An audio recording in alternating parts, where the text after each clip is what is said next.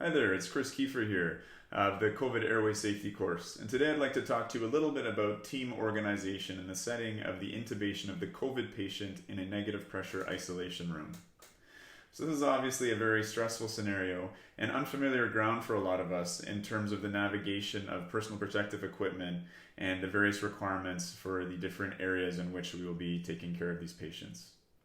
So first off, as the team leader, it's very important to give a good overview for your team. So the way I like to do this is to say that I'm going to be separating you into two teams, a hot team and a cold team. So a hot team is going to be on my left, cold team on my right.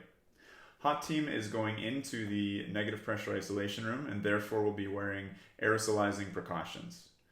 And the cold team will be on the outside and will be in droplet precautions. So droplet precautions are a gown, gloves, a surgical mask, and a face shield. And the aerosolizing precautions takes the droplet precautions, exchanges the surgical mask for an N95 mask, and puts on goggles and a hair bouffant if applicable. And it's only really applicable if you have loose hair dangling into your face. So on the hot team, there will be 4 people. First off, there'll be the intubator, and this is going to be your most experienced airway physician. The second member of the team will be what we call the ventilator, and this is just the RT managing the vent. The third member is the medicator, okay? And the medicator could be either a nurse or a resuscitation trained MD, and their role will be to push RSI drugs and resuscitate the patient. The fourth role is the hot runner. So the role of the hot runner is threefold. They will be posted in the ante room throughout the procedure. So role number 1, they are geared up in the appropriate PPE, ready to step in and relieve another team member should there be a gross contamination event. Number 2, they will be passing in equipment from outside to inside while maintaining the airlock in the event that extra airway adjuncts or other medications are required.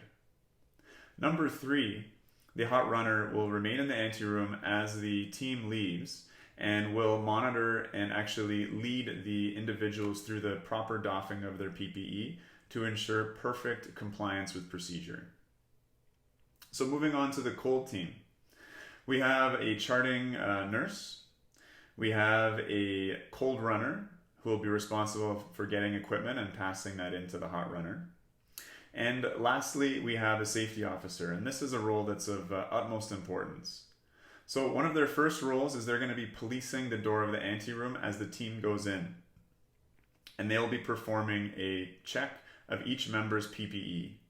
So from top to bottom, they'll be checking for a bouffant if applicable, a face shield, goggles, an N95 mask, a gown tied up appropriately, and really most importantly, that the wrists are covered, that the gown is nicely tucked in underneath the gloves and there's no breaches. So they will check everybody and only allow them in once they have performed that checklist. The second role of the safety officer is to observe the procedure through the observation window of the negative pressure isolation room and catch any containment breaches that occur. So these are the two teams, again, the hot team and the cold team and the associated roles.